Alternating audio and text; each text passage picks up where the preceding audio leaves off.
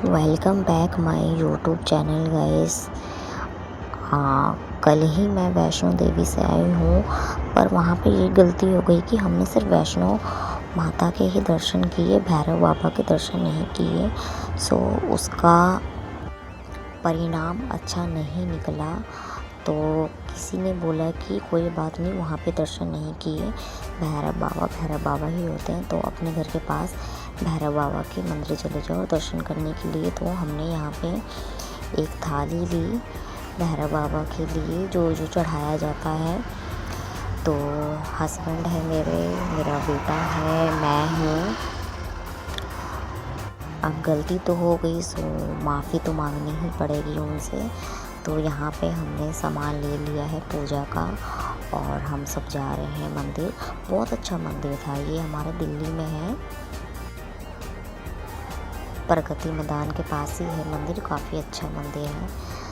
तो हमने पूजा पाठ किए। पूजा पाठ करने के बाद मंदिर के बाहर ही कुछ कम से कम पैसे दे करके पेट भर के हमें कचौड़ी और आलू की सब्ज़ी मिल रही थी, तो हमने खाया।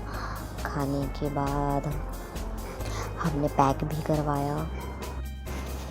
इस ब्लॉग के माध्यम से मैं यही बताना चाहूँगी कि अगर हम कोई भी तीर्थ स्थल पे जाते हैं या फिर जैसे कि हम वैष्णो देवी जाते हैं, तो वहाँ पर हमें भैरव बाबा की मंदिर में जाना ही जाना चाहिए। और ऐसा हमें पिक्चरों में भी दिखाया गया है और बताया भी गया है, तो कभी ये गलती ना करें।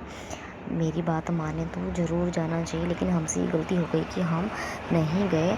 तो हमें किसी ने बताया कि चलो कोई नहीं, भूल चूक माफ़, घर के पास में कोई हो मंदिर तो वहाँ पे चले जाना। तो मैं दिल्ली के ही मंदिर में गई थी।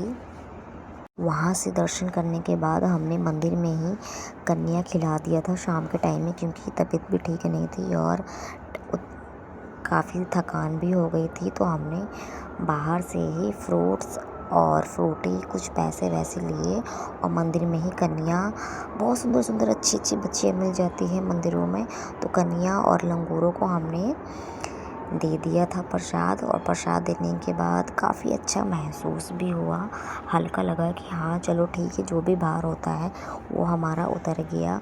वो सब करने के बाद हम सब ऑटो पकड़े और हम तीनों वापस घर को आ गए। बताने का मतलब ये है कि जब हम वैष्णो देवी जाते हैं तो भैरव बाबा के दर्शन ज़रूर करें। बस हम थोड़ा सा थक जाते हैं, लेकिन कोई बात नहीं, सारी थकान उतर जाती है जब हम पूरी परिक्रमा करते हैं। तो बाय बाय गाइस, ध्यान रखना अपना।